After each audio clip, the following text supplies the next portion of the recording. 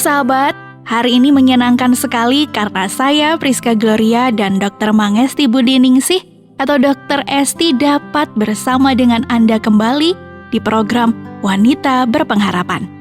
Bagaimana kondisi Anda hari ini? Semoga apapun yang menjadi aktivitas Anda dapat berjalan dengan lancar ya. Kali ini kita akan membahas dampak merokok bagi remaja. Dan nantinya akan dilanjutkan dengan siraman rohani yang berjudul Pertolonganku dari Tuhan. Selamat mengikuti.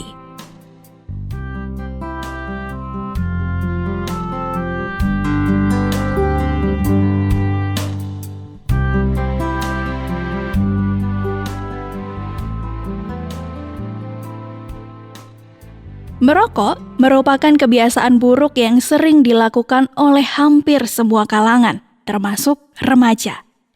Biasanya, remaja yang melakukan kebiasaan ini dipicu oleh rasa penasaran dan terpengaruh dari lingkungan sekitarnya. Padahal, rokok ini menyimpan sejumlah dampak negatif, terutama bagi masalah kesehatan.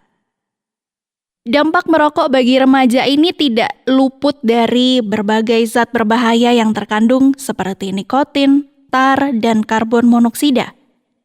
Kandungan tersebut mampu menimbulkan kecanduan, merusak organ tubuh, hingga memicu kanker dalam jangka waktu yang panjang karena bersifat karsinogenik. Dr. Esti, tolong jelaskan pada kami penjelasan lebih lanjut mengenai dampak merokok bagi remaja yang perlu diketahui oleh para pendengar. Oke, selamat berjumpa kembali. Ibu-ibu yang luar biasa dan kaum muda yang luar biasa. Hari ini kita belajar tentang merokok bagi remaja ya. Dan saya tahu mungkin beberapa di antara pendengar saat ini ada yang anaknya sudah mulai coba-coba merokok ya Mbak. Betul, ya. Dokter. Ayo kita belajar bersama yuk, efek apa sih yang ditimbulkan dari rokok ini? Yang pasti satu, tidak ada dampak baik dari merokok bagi semua orang. Pasti yang muncul adalah dampak buruk ya. Jadi kalau kita sudah tahu orang merokok pasti dampaknya buruk. Apakah itu untuk dia sendiri atau untuk orang sekelilingnya, itu ya. Apalagi ini untuk kaum remaja yang masih muda. Kaum remaja yang sudah mengenal rokok dan rokok ini menjadi rutinitas dia, wajib tahu nih, ngerti nih apa aja nih ya. Nomor satu, kita mesti ngerti kalau rokok itu adalah dihisap. Artinya apa? Organ yang berhubungan dengan proses masuknya rokok ini pasti akan berdampak. Paru-paru, saluran hidung kita, saluran tenggorokan kita, saluran nafas kita akan bisa bermasalah ya. Kemudian otomatis mau kesehatan. Kemudian risiko kedua adalah risiko di jantung ya. Otomatis pembuluh darah akan menjadi kaku, menjadi tebal, menjadi peradangan, dan itu dampaknya kalau berulang akan menebal, akan menimbulkan masalah di usia nanti dewasa seperti itu. Baik, kemudian risiko lagi adalah kanker ya. Kanker ini juga bukan muncul mendadak tiba-tiba ujuk-ujuk, tidak. Tetapi akumulasi dari kebiasaan yang tidak benar, yang tidak sehat ya. Dan juga ada untuk kaum muda, gangguan tumbuh kembang, rasa ketergantungan, rasa di mana dia akan mengalami dilema antara rokok atau tidak. Gak disebut gaul dan disebut apapun. Gak disebut apa ya, kamu gak dengan kita gak oke deh karena kamu gak bisa ngerokok. Gak gaul gak ya gaul Bu. lah, gak asik lah. Hal itu yang sering membuat mereka dilematis juga untuk mengambil teman, memilih teman dan bergaul dengan teman. Ada dampaknya banyak gitu. Nah, tadi dokter juga menyebutkan bahwa rokok ini memberikan dampak kesehatan di tenggorokan, di saluran pernafasan. Berarti juga ini bermasalah dan akan mengganggu kesehatan mulut, kesehatan lidah, bahkan kesehatan gigi juga. Betul, ya dokter? Betul, iya, termasuk sariawan berulang, gigi yang warnanya berubah, yang gampang mengalami stresor area mulut kalau lagi ujian, lagi tes, lagi putus dengan pacar, aduh apalagi ditambah alkohol, numpuk deh masalahnya. Nah, masalah kesehatan yang dimaksud di sini ya Mbak ya. Betul dokter. Oke. Apakah nafas bau itu juga jadi salah satu akibat dari sering merokok, dokter. Bisa. Asap rokok yang kita hisap, itu hirup, akan mempengaruhi juga flora normal di dalam mulut. Ya, kuman-kuman baik mungkin akan melemah. Artinya tidak bisa hidup untuk mengeluarkan toksinnya dari kita, tetapi bau yang ditimbulkan karena nikotin, ini melekat. Biasanya melekat di gigi, melekat di bibir, sampai bibirnya berubah warna, bukal atau area pipi yang bagian dalam. Nanti gampang sekali warnanya berubah, gampang luka, kaku, kena pedes luka. Nah, jadi mudah iritasi. Oke, dokter. Nah, pada beberapa kasus remaja yang gemar merokok akan mengalami gangguan kecemasan. Dokter, bantu kami untuk mengerti sebenarnya apa hubungan antara gemar merokok dengan mengalami gangguan kecemasan. Karena kita tahu, dokter, banyak orang yang bilang kalau lagi pusing paling betul ngerokok. Kalau lagi capek paling betul ngerokok. Padahal efeknya adalah memberikan gangguan kecemasan. Nah, ini penjelasannya bagaimana, dokter? Nah, ini yang sering keliru ya. Karena beberapa orang, termasuk ini saya ada tukang nih di rumah. Dia tak pernah lepas dari ngerokok. Dia mesti ngerokok sambung. Saya tanya, kenapa sih Pak kalau kerja begitu? Aku kalau nggak ngerokok nggak ada inspirasi. Nggak ada sesuatu yang membuat aku cepet tek gitu Bu. Aku udah dari dulu Bu, dan dia susah banget meninggalkan rokok. Nah, artinya apa? Dari dulu sudah terbiasa seperti itu. Kita harus lihat beberapa rokok yang kita itu ada rokok yang memang kandungannya banyak racunnya, ya kan? Termasuk tadi nikotin, karbon monoksida, dan zat-zat racun lain. Ada juga rokok yang orang tua ngelinting sendiri. Mungkin berbeda tingkatannya ya. Jadi jenis-jenis rokok kita harus tahu.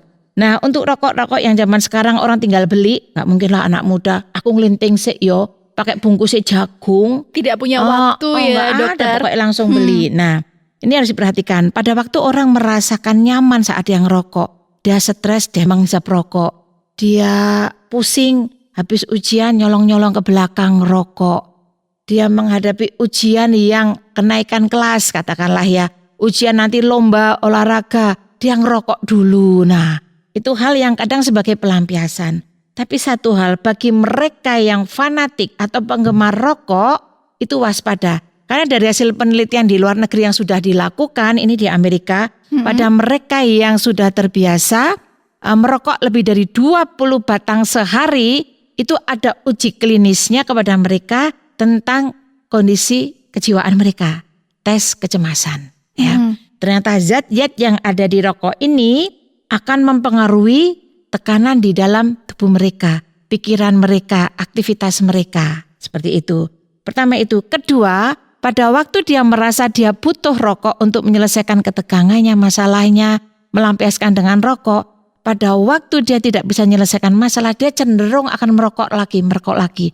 Jadi ketergantungan yang berulang. Dan sifat ketergantungan yang berulang ini kalau orang bilang candu ya. Iya, dokter. Kalau tiba-tiba di-cut, wow, efeknya sangat berat.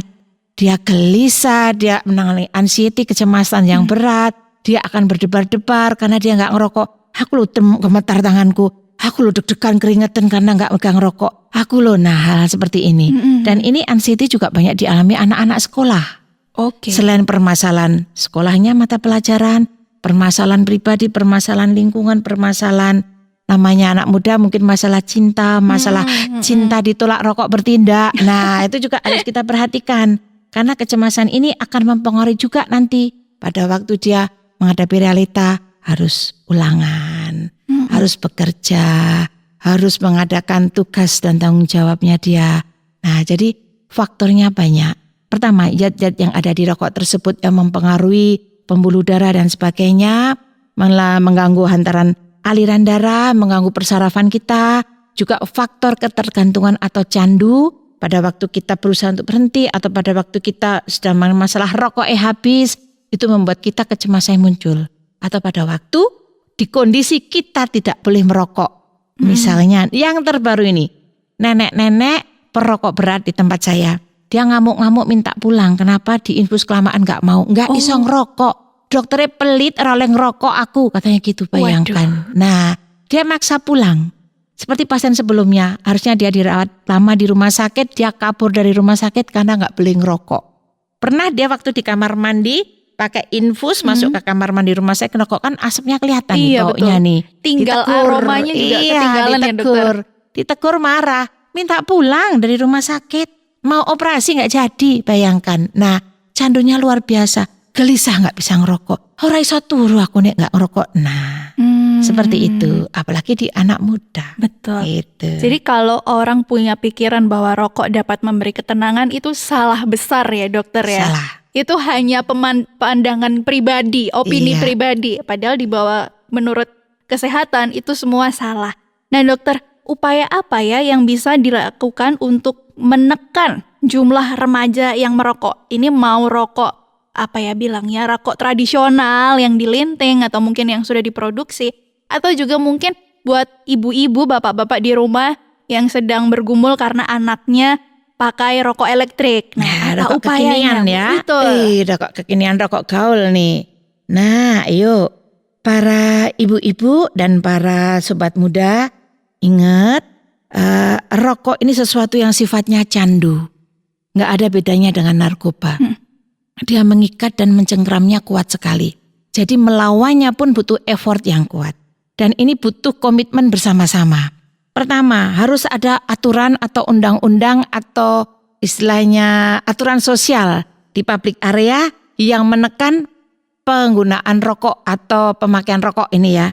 Misalnya apa? Di kelas, di sekolah, lingkungan sekolah enggak boleh. Lingkungan rumah sakit enggak boleh. Lingkungan tempat wisata enggak boleh. Kalau ada yang merokok, tangkap CCTV, ada sanksi. Nah, itu belum bisa di Indonesia diterapkan. Mungkin lingkungan tertentu oke lah, tapi tidak semua. Mungkin yang bisa kereta api, bisa kan, Ya, pesawat bisa, betul. tapi masih ada yang ngeyel tuh di pesawat. Biasanya berantem dulu sama pramugari ya. Iya betul. Terus dokter. tempat di wisata, ada Betul. tulisannya dilarang Dilarang. merokok, tapi saya sering jepret-jepret orang yang masih merokok. Masih Saya bandel. posting, masih bandel ada. Nah, ini butuh ketegasan, kan namanya aturan. Kemudian sanksi tegas tadi, punishment bagi mereka melanggar aturan. Terus ada support system. Gurunya, pacarnya, Orang orang tua. tuanya, menegurnya berulang-ulang, no nggak boleh ngerokok. Ketahuan kamu ngerokok di rumah, no uang saku. Ketahuan rokok kamu di rumah, HP stop. Yang terakhir adalah edukasi berulang dari pemberi contoh. Orang tua pastinya dokter Yes ya. dong. Gimana kita bisa negur anak kita kalau kita sendiri merokok? Betul. Gimana paman bisa ngasih tahu kalau paman sendiri merokok? Gimana guru mau ngasih tahu murid kalau dia sendiri merokok? Jadilah contoh yang baik sebelum kamu menegar orang dengan Betul. baik juga. Jadi perhatikan apa yang kita lakukan bisa menjadi contoh buat orang lain dan edukasi itu berulang. Lupa ingatkan lagi berulang. Sabar berarti Yes. dokter ya. Gak boleh menyerah.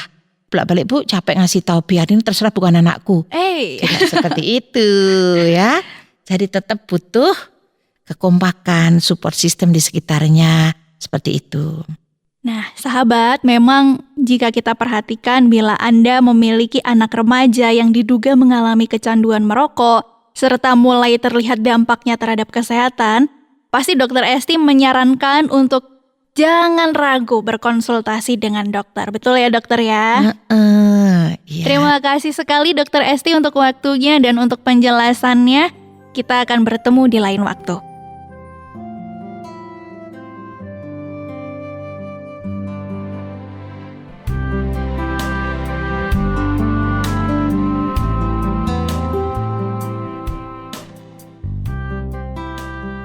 Terima kasih telah menyimak informasi kesehatan ini. Harapan kami dengan informasi ini Anda dapat menolong orang di sekitar, terutama para orang tua yang memiliki anak remaja pecandu rokok. Tetaplah bersama kami karena sesaat lagi akan ada renungan rohani untuk Anda. Selamat mendengarkan.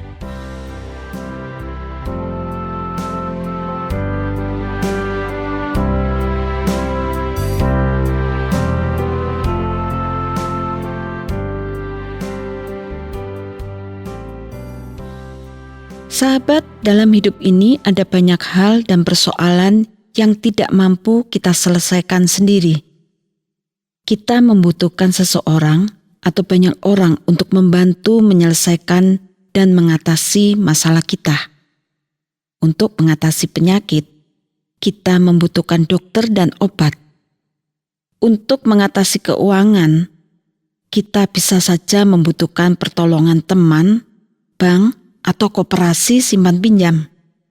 Untuk urusan hubungan suami istri yang berantakan, kita membutuhkan penasehat pernikahan. Dan masih banyak lagi persoalan hidup yang membutuhkan pertolongan orang lain dalam menyelesaikannya.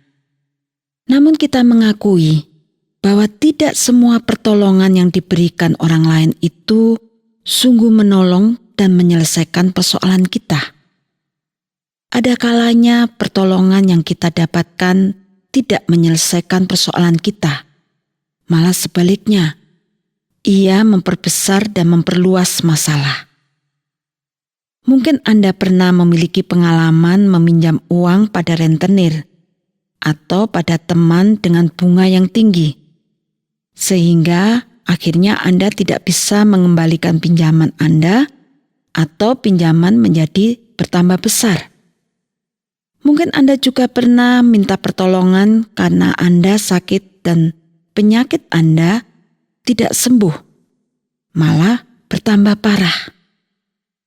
Kita sering mendengar banyak gadis belia yang terjebak dalam dunia pelacuran karena tertipu oleh orang-orang yang berjanji memberikan pekerjaan dengan gaji yang menggiurkan. Orang yang menjanjikan pekerjaan seakan menjadi penolong yang sangat menjanjikan. Tetapi pada kenyataannya, para gadis itu tidak diberi pekerjaan. Mereka justru dimasukkan ke dalam lembah yang hitam, yang membuat mereka menderita lahir batin, walaupun mereka mendapat uang. Para gadis itu bukan mendapat pertolongan, tetapi mendapatkan beban hidup yang sangat berat, karena bukan saja mereka sendiri yang menderita, tetapi seluruh keluarga juga menderita tekanan batin. Sahabat, manusia memang wajib menolong sesamanya yang membutuhkan bantuan. Perintah Tuhan mengatakan, "Bertolong-tolonganlah menanggung bebanmu. Demikianlah kamu memenuhi hukum Kristus." Manusia seharusnya menolong sesamanya yang kekurangan, yang lemah, yang sakit, dan yang memiliki beban yang berat. Menolong orang berarti memenuhi atau menaati hukum dan perintah Tuhan. Ada manusia yang memang senang menjalankan perintah Tuhan itu dan sungguh-sungguh memberikan pertolongan dengan tulus. Banyak wanita yang tergerak untuk mengasuh anak-anak terlantar. Banyak wanita yang bekerja sukarela membantu mereka yang sakit dan kekurangan makanan. Tetapi ada banyak sekali manusia yang sama sekali tidak ingin membantu orang lain, karena mereka beranggapan menolong orang lain akan merugikan diri sendiri. Oleh sebab itu, banyak orang yang menjadi pelit karena takut rugi dan kehilangan miliknya bila menolong orang lain. Ada juga yang memberi pertolongan demi keuntungan diri sendiri, seperti orang-orang yang memanfaatkan anak-anak gadis untuk dijual ke tempat-tempat pelacuran dan mendapat banyak keuntungan. Jadi, memang tidak semua orang memberikan pertolongan dengan murni. Oleh sebab itu, kita harus waspada dan hati-hati agar kita tidak terjebak oleh tipuan orang yang mengaku sebagai penolong. Kita harus sadar bahwa manusia tidak sempurna, banyak kekurangan dan kelemahan. Manusia bisa menjadi pelit, bisa mementingkan diri sendiri, dan lain sebagainya. Oleh sebab itu, kita jangan terlalu mengandalkan pertolongan manusia. Sahabat, lalu dari mana pertolongan yang sejati? Siapa yang sungguh-sungguh rela memberi pertolongan dengan tulus dan ikhlas? Mari kita mendengarkan apa yang dikatakan oleh Raja Daud dalam kitab Mazmur 121. Raja Daud mengatakan, "Aku melayangkan mataku ke gunung-gunung. Dari manakah akan datang pertolonganku? Pertolonganku ialah dari Tuhan yang menjadikan langit dan bumi. Ia takkan membiarkan kakimu goyah. Penjagamu tidak akan terlelap.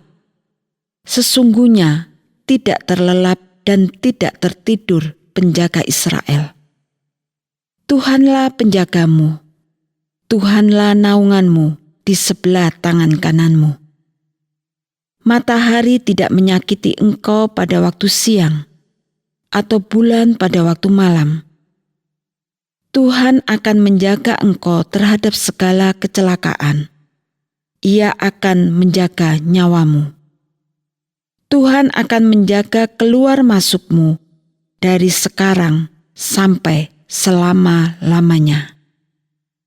Sahabat, seperti yang dikatakan oleh Raja Daud, pertolongan yang sejati hanya datang dari Tuhan. Tuhan yang menjadikan langit dan bumi. Pertolongan Tuhan sempurna, karena Tuhan Maha Besar, Maha Kuasa, dan juga Maha Kasih. Tuhan memberikan pertolongan untuk segala permasalahan kita di dunia ini. Tuhan memberikan pertolongan tanpa menuntut imbalan apa-apa. Persoalan kita akan selesai sempurna bila pertolongan datang dari Tuhan. Sahabat, bila Anda pernah mengalami pertolongan, baik dari teman-teman atau keluarga, bersyukurlah kepada Tuhan. Karena Tuhan bisa memakai siapa saja untuk menolong Anda. Dan bila Anda pernah dirugikan atau ditipu orang yang mengaku akan menolong Anda, janganlah marah dan membalas dendam, tetapi ampunilah dia. Tuhan akan menolong kita dengan cara Tuhan sendiri. Tuhan bisa memakai sesama kita untuk mendatangkan pertolongan buat kita. Tuhan tahu persis apa yang kita butuhkan, dan Tuhan tahu persis cara apa yang paling tepat untuk kita. Oleh sebab itu, kita harus percaya kepada Tuhan. Kita harus yakin bahwa Tuhan akan memberikan pertolongan yang sempurna dan tidak semu. Sahabat, bila saat ini Anda membutuhkan pertolongan, datanglah kepada Tuhan. Katakan semua persoalan yang Anda alami dan mohonlah dengan rendah hati Tuhan menolong Anda. Dan perhatikan apa yang terjadi setelah Anda memohon pertolongan dari Tuhan. Jangan mengandalkan apapun yang ada di dunia ini. Biarpun manusia memiliki segalanya, belum tentu ia bisa diandalkan. Andalkan Tuhan saja, maka Anda akan mendapat pertolongan yang sempurna dan sejati. Dan bersyukurlah kepada Tuhan bila Anda merasakan pertolongan Tuhan dalam hidup Anda. Tuhan memberkati Anda. Amin.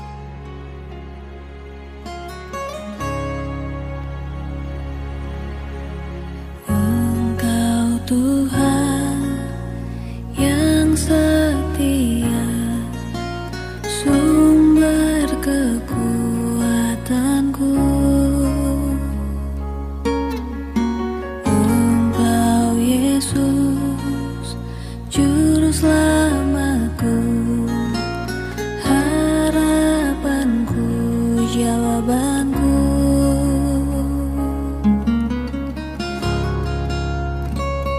Yesus, Kau segalanya bagiku, Tuhan dan Rajaku. Kasih sayang-Mu melimpah di dalam hidupku. Salib-Mu tebusku,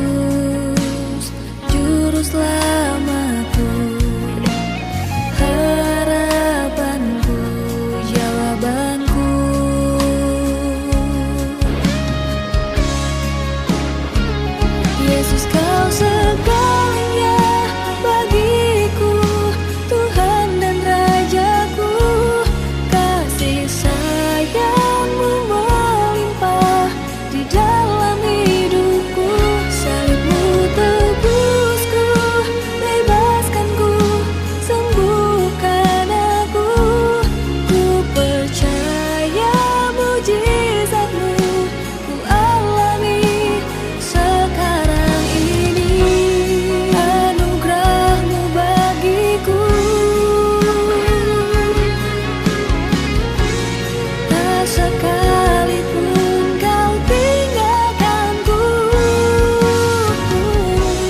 Besar kasih setiamu, ku percaya padamu.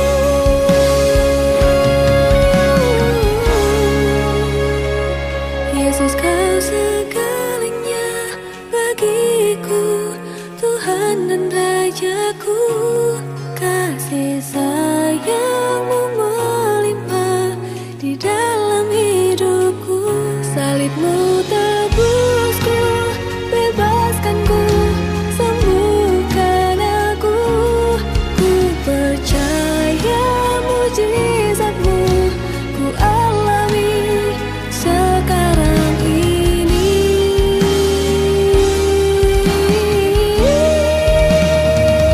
Yesus, kau segalanya bagiku, Tuhan dan Rajaku. Kasih sayang-Mu melimpah di dalam hidupku. Salib-Mu tebusku, bebaskanku, sembuhkan aku. Ku percaya mujizat-Mu ku alami sekarang ini. Ku percaya mujizat-Mu ku alami sekarang ini. Sahabat wanita, jumpa kita dalam acara Wanita Berpengharapan sudah selesai. Saya tentunya berharap semoga seluruh sajian yang telah dihadirkan dapat bermanfaat untuk Anda sekeluarga. Bila ingin menanggapi acara ini atau ingin berbagi pengalaman rohani, Anda bisa langsung menghubungi kami Wanita Berpengharapan melalui SMS atau nomor WhatsApp di nomor 081 333 777 386. Sekali lagi di nomor 081 333 777 386. Saya Priska Gloria pamit undur diri dari ruang dengar Anda. Sampai berjumpa kembali. Tuhan memberkati.